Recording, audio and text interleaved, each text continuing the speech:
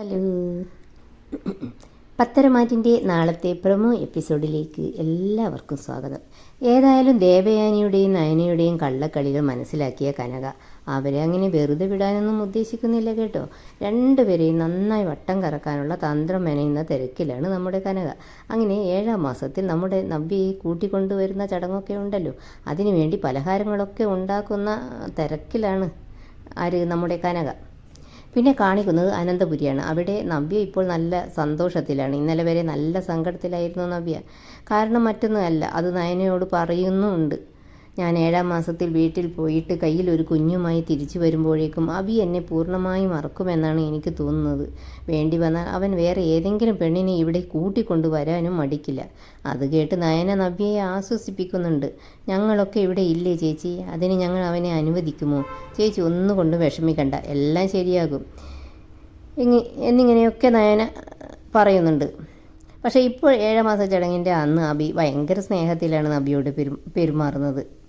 പക്ഷെ അതിൻ്റെ കാരണം വേറൊന്നുമല്ല, നവ്യയെ എങ്ങനെയെങ്കിലും കയ്യിലെടുക്കണം. കാരണം മറ്റവൾ കുഞ്ഞുമായിട്ട് അനന്തപുരിയിലേക്ക് വരുമോ എന്ന നല്ല പേടിയുണ്ട് നമ്മുടെ അബിക്ക്.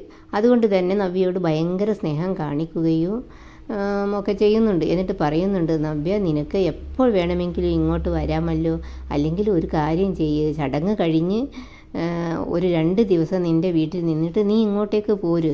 ഇതൊക്കെ കേൾക്കുമ്പോൾ നവ്യക്ക് ഭയങ്കര സന്തോഷമാകുന്നുണ്ട്. ഭർത്താവിൻ്റെ സ്നേഹം കുറച്ച് കിട്ടാൻ തുടങ്ങിയപ്പോൾ തന്നെ നവ്യ വളരെ ഹാപ്പി ആകുന്നുണ്ട്. അതുകൊണ്ട് തന്നെ ചടങ്ങൊക്കെ നല്ല കളർഫുള്ളാകുന്നുണ്ട്. അവിടെ ഉള്ളവരെല്ലാം നല്ല സന്തോഷത്തിലാണ്. അപ്പോഴാണ് നമ്മുടെ കനക പലഹാരവുമായിട്ട് അങ്ങോട്ടേക്ക് വരുന്നത്. ഏതായാലും കനകയും നല്ല ഹാപ്പിയാണ്. ഇത്ര നാളും ദേവയാനി മരുമകളെ അകറ്റി നിർത്തുന്നു എന്നുള്ള അത് വലിയ സങ്കടമായിരുന്നല്ലോ കനകയ്ക്ക്. ഇപ്പോഴത് ഇല്ലല്ലോ. അതിൻ്റെ ഒരു സന്തോഷം കനകയുടെ മുഖത്ത് തെളിഞ്ഞു കാണുന്നുണ്ട്. ഏതായാലും കനക അനന്തപുരിയിലേക്ക് കാലെടുത്ത് വെച്ചതും കാണുന്നത് അമ്മയും മരുമകളും ആരും കാണാതെ ഒരു സൈഡിൽ നിന്ന് പൊട്ടിച്ചിരിക്കുകയും തമാശ പറയുകയും പരസ്പര സ്നേഹത്തോടെ ഇടപഴകുന്ന കാഴ്ചയാണ് കാണുന്നത്. അത് കണ്ട് കനകയുടെ മുഖത്ത് ഒരു ആത്മസംതൃപ്തിയൊക്കെ ഉണ്ട്. പെട്ടെന്നാണ് ദേവയാനിയും നയനയും കനകയെ കാണുന്നത്.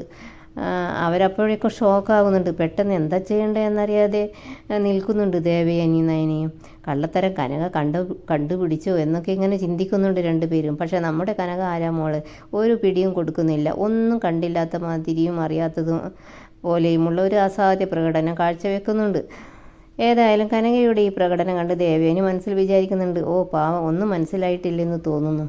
പിന്നെ ദേവയാനി സാധാരണ പോലെ നയനയെ വഴക്ക് പറയുന്നൊക്കെയുണ്ട്. പിന്നെ കാണിക്കുന്നത് നമ്മുടെ അനാമികയും രേവതിയും വേണുവിനെയുമാണ്. അപ്പോൾ അനാമിക പറയുന്നുണ്ട്, ഈ വീട്ടിൽ അധികകാലം നിൽക്കാനും അനിയെ ഭർത്താവായി കാണാനും ഒന്നും എനിക്ക് കഴിയില്ല. പക്ഷേ ഇവിടുന്ന് പോകുന്നതിന് മുമ്പ് നല്ലൊരു ഭാഗം സ്വത്ത് കൈക്കലാക്കണം. അതുമാത്രമല്ല, ഞാനിവിടുന്ന് പോയാലും അനി നന്ദുവിനെ കല്യാണം കഴിക്കുന്നത് എനിക്കിഷ്ടമല്ല എന്നൊക്കെ പറയുന്നുണ്ട്. എന്നാലും വല്ലാത്തൊരു ദുഷ്ടമനസ്സ് തന്നെയാണ് നമ്മുടെ അനാമികക്ക്. അവൾക്ക് അനിയെ വേണ്ടാൻ തന്നെ, എന്നാൽ മറ്റവൾക്ക് വിട്ടും കൊടുക്കുന്നില്ല. പിന്നെ കാണിക്കുന്നത് നവ്യയുടെ 7-ാം മാസ ചടങ്ങുകളിങ്ങനെ നടക്കുകയാണ്. ഏതായാലും നവ്യ നല്ല അണിഞ്ഞൊരുങ്ങി നല്ല അതിമനോഹരിയായിട്ടൊക്കെയാണ് വരുന്നത്. നവ്യയുടെ കൈയൊക്കെ കോർത്ത് പിടിച്ച് സ്റ്റെപ്പിങ്ങനെ ഇറങ്ങി വരുന്നുണ്ട്. അങ്ങനെ ചടങ്ങുകളൊക്കെ ഗംഭീരമായിട്ട് കഴിയുന്നുണ്ട്. അങ്ങനെ നവ്യയെയും കൂട്ടി വീട്ടിലേക്ക് പോകാൻ നേരമാണ് നമ്മുടെ കനക നേരത്തെ തന്നെ ഗോവിന്ദനും ആലോചിച്ച് ഒരു പ്ലാനൊക്കെ തയ്യാറാക്കി വെച്ചിരുന്നല്ലോ. ഗോവിന്ദനോട് പറഞ്ഞിരുന്നു, നവ്യയെ കൂട്ടുമ്പോൾ ഞാൻ നയനയെയും കൂടെ കൊണ്ടുവരും. അത് വേറൊന്നും കൊണ്ടല്ല ഗോവിന്ദേട്ട, അമ്മയെ കൊണ്ട് എല്ലാവരുടെ മുൻപിൽ വെച്ച് എൻ്റെ മകളെ മരുമകളായി അംഗീകരിപ്പിക്കണം. അതിനു വേണ്ടിയാ.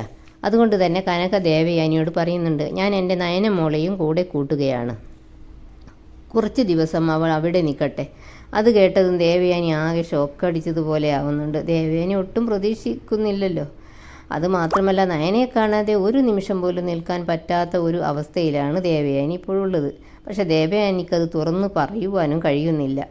അതുകൊണ്ട് ദേവയാനി പറയുന്നുണ്ട്, അവൾ പോയാൽ എങ്ങനെയാ ശരിയാകുക? ആദർശന് ഭയങ്കര വിഷമമാകും, അവന് ഉറക്കമൊന്നും ഉണ്ടാകില്ല എന്നൊക്കെ പറയുന്നുണ്ട്. അപ്പോൾ കനക ആദർശനോട് ചോദിക്കുന്നുണ്ട്, മോനെ, കുറച്ച് ദിവസം അവൾ വീട്ടിൽ നിൽക്കുന്നതിൽ നിനക്കെന്തെങ്കിലും പ്രശ്നമുണ്ടോ? അപ്പോൾ ആദർശ് പറയുന്നുണ്ട്, അവൾക്ക് താല്പര്യമുണ്ടെങ്കിൽ 2 ദിവസം അവിടെ നിൽക്കട്ടെ, എനിക്ക് വിഷമമൊന്നുമില്ല. പിന്നെ ദേവയാനി എന്ത് പറയണം എന്നാലോചിച്ച് നിസ്സഹയായി നിൽക്കുന്നുണ്ട്. നയനക്കും ദേവയാനിയെ വിട്ടു നിൽക്കുന്നതിൽ വിഷമമുണ്ട്. അങ്ങനെ നയന പോകുന്നത് വളരെ വിഷമത്തോടെ നോക്കി നിൽക്കുകയാണ് ദേവയാനി. പോകാൻ നേരം നയനയും തിരിഞ്ഞ് ദേവയാനി ഇങ്ങനെ നോക്കിക്കൊണ്ടിരിക്കുന്നത് കാണിച്ചുകൊണ്ട് ആണ് പ്രൊമോ എപ്പിസോഡ് അവസാനിക്കുന്നത്.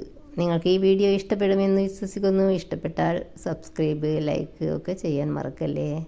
Thanks for watching.